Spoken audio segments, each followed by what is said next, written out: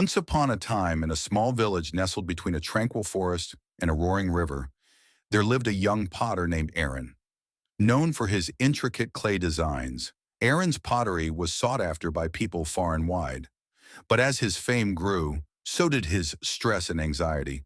He found himself constantly rushing, his mind swirling with unfinished tasks, and his heart heavy with the pressure of perfection.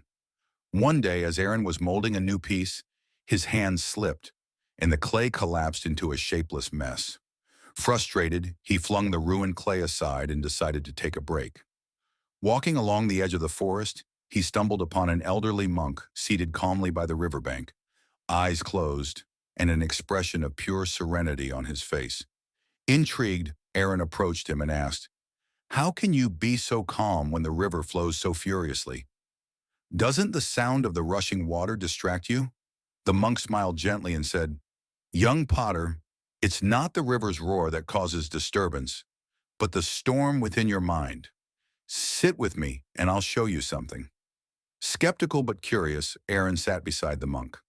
"Close your eyes," the monk instructed, "and breathe deeply. Listen to the river, not with your ears, but with your heart. Notice each sound, the bubbling currents, the splash of the waves against the rocks. Without labeling them as good or bad, just observe." At first, Aaron's mind buzzed with thoughts: his failed pottery, his pending orders, the expectations of others. But as he continued to breathe, something shifted. He began to notice the distinct patterns in the water's flow. Some currents moved with power, others with grace, and beneath the chaos there was a rhythm, a harmony that seemed to connect everything. Slowly, Aaron felt his heartbeat slow, his tension ease. The storm within him began to settle. As his mind quieted, he realized that the river, no matter how wild, was never truly out of control. It moved naturally, adapting to obstacles without resistance. When he finally opened his eyes, the monk spoke softly.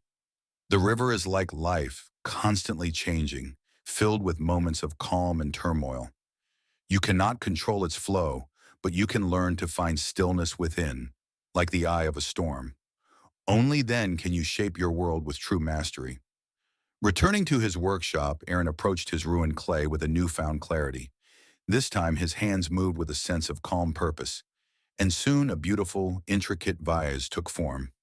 It wasn't perfect, but it held a unique beauty that only came from a place of peace.